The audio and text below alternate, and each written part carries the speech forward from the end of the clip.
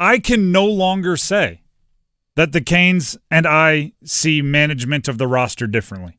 I've said so many times, like when a caller on something like a Monday sound off or many other situations, when somebody asks, do you think the Canes will do fill in the blank?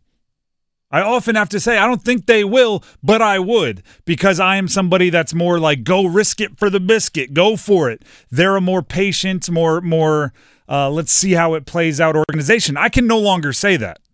They made the move that I would move. The Hurricanes acquired, as I said, Mikko Rantanen and Blackhawks left winger Taylor Hall in the deal. Colorado in return, Martin Necas, who lit it up earlier this year, still leads the Canes in a bunch of categories, and Jack Drury, as well as a 2025 second-round pick and a 2026 fourth-rounder from Carolina. Chicago basically orchestrated the deal and gave up Taylor Hall in the process. They got their own 2025 third-round pick that had been traded to Carolina, and they also retained half of Mikko Rantanen's $9.25 million salary cap hit. First of all, I just want to be on the record with this. I like Necas, and I think this show is one of the bigger fans of Jack Drury. Right? I have no issue saying that's me sad. That's Jack Drury, by the way, that he's sad for. Yeah. But I have no problem saying, like, I think Martin Necas is a good player. I think his skill set is elite, and I think he's going to play very well for Colorado. I think he fits better with Colorado. With that being said, how much we like Drury, how much we like Necas, you take this swing every time. He is worth the risk. And when I say he, I mean Rantanen is worth the risk. This is the move, right? I said it a few times, right? To do something or to get something you've never gotten, you have to do something you've never done. This is as big of a done something they've never done as we can remember. An in-season trade where one of the top 10 players in the NHL is moved, that doesn't happen darn near ever. And now the Carolina Hurricanes have done it. And the reason why I gave the shout out to Eric Tulsky at the beginning of the show is he hasn't been the head guy that long. This guy took over the job less than a year ago.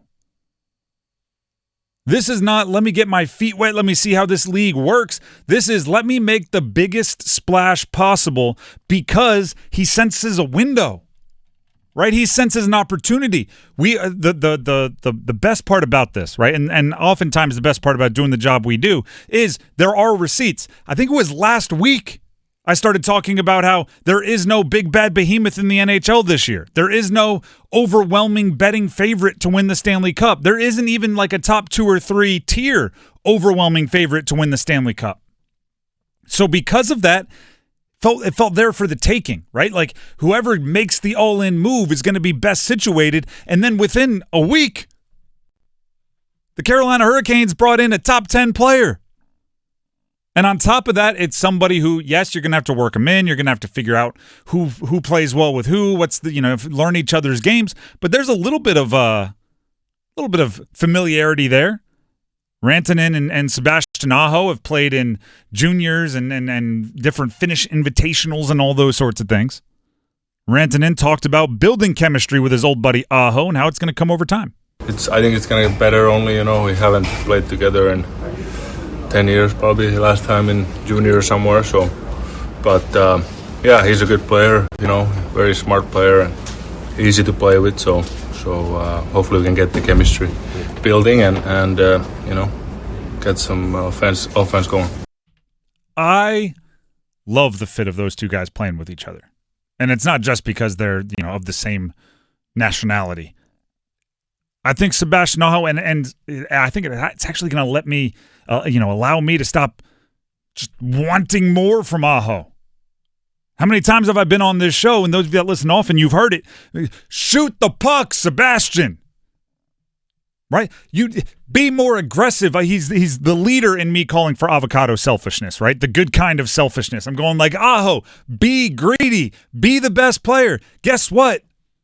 Mikko Rantanen can handle that now. You just continue setting him up with elite chances. He'll finish them. Now your roles can be a little bit different. You can be more of your natural setup guy. Leader, setup, still score, don't get me wrong. But pass up a good shot for you for a great shot for Mikko, and I'm fine.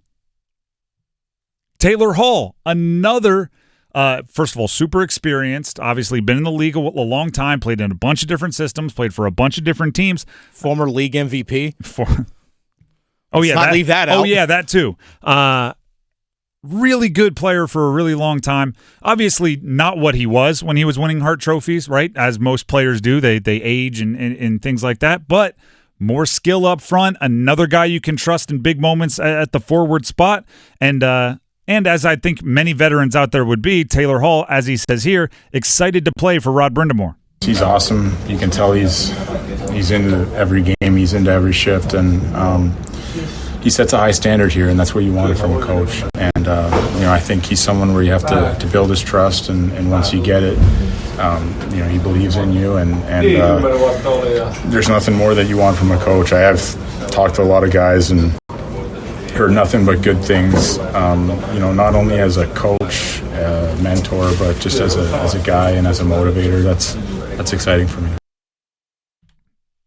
Obviously, we talked about it. Some guys did leave. They gave up some picks. This is overwhelmingly a we got better today move.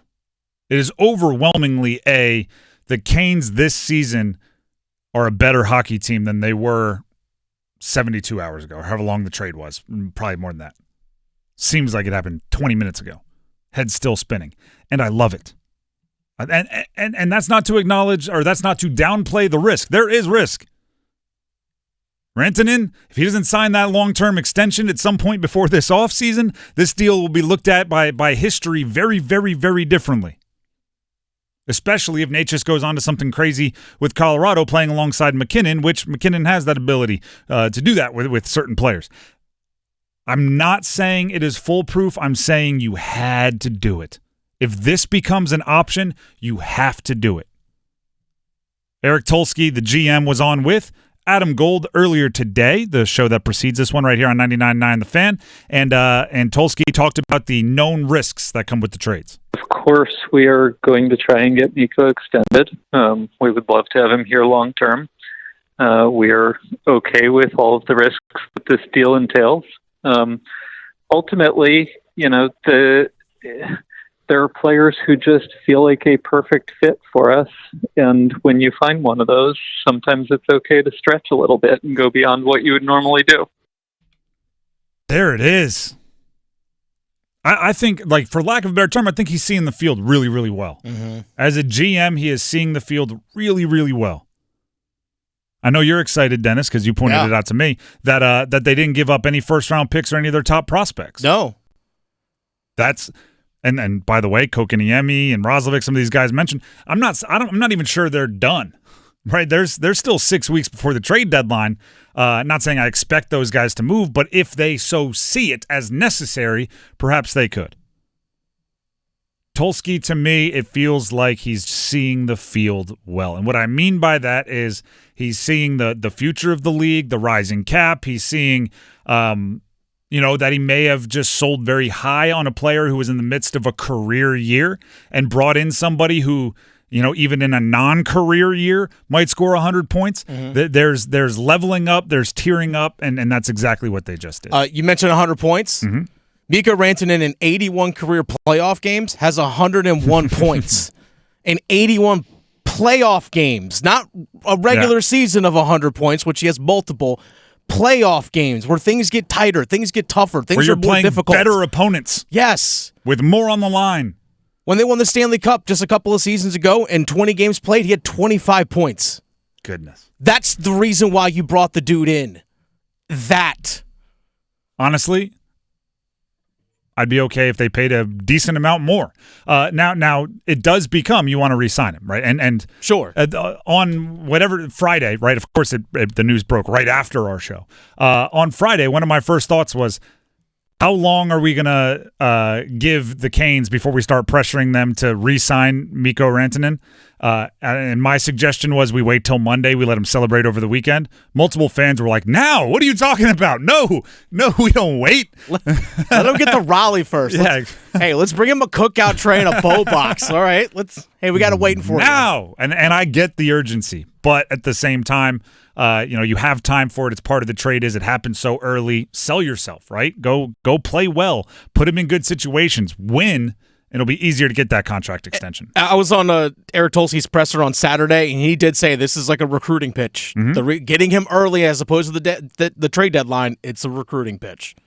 Get him a bunch of points, get him wins, get good vibes, pack the house, get the Lenny cranking, and then turn around and say, sign right here, please. Well, 14, 13, what's the difference? Go 13. Like, that's what you want to do.